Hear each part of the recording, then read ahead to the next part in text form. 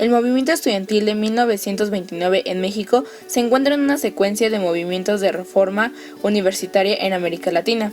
Esos movimientos estudiantiles en los años 20 fueron más que la expresión de un descontento juvenil. Por medio de ellos se manifestó un cambio en la estructura social de los países latinoamericanos. Nuevas fuerzas sociales, clases medias presionaron por una modernización de las sociedades oligárquicas. Lucharon los estudiantes en países como Argentina, Perú, Cuba, etc. contra los gobiernos dictatoriales y contra estructuras sociales decimonónicas. Piden una reforma en las universidades que habían sido bastiones de los viejos grupos dominantes. Este es un contexto general de lo que pasaba en los años 20. Nosotros nos enfocaremos en México y en la huelga que propició la autonomía de nuestra universidad. La UNAM es un organismo descentralizado, dotado del Estado, dotado de la capacidad jurídica y tiene como fines impartir educación superior, organizar y realizar investigaciones y extender los beneficios de la cultura, según su ley orgánica. La autonomía la define como la facultad que poseen las universidades para autogobernarse, darse sus propias normas dentro del marco de su ley orgánica.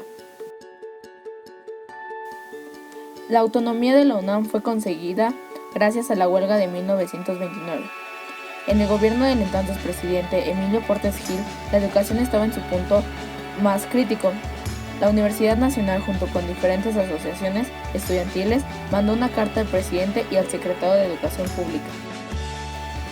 Los jóvenes se pusieron de acuerdo con las autoridades cuando aseguró el rector que el plan de estudios de 3 años solo se aplicaría a los de nuevo ingreso y no de manera retroactiva, y que algunas materias se podían revalidar pues se había cursado en la secundaria. El rector Antonio Caso Leal amenazó con cerrar la Facultad de Derecho. El 6 de mayo la facultad entró en huelga cerrando las instalaciones. 2 días después, el rector, por acuerdo del presidente Emilio Portes Gil, clausuró la facultad.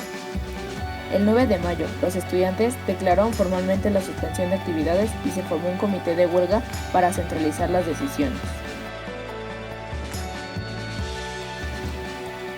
Los huelguistas dejaron atrás esas limitadas demandas para exigir un cambio a la ley orgánica, pues seguía vigente la de 1910, así como un aumento del presupuesto, el cual apenas se había duplicado, a pesar de que la matrícula se había multiplicado por 5.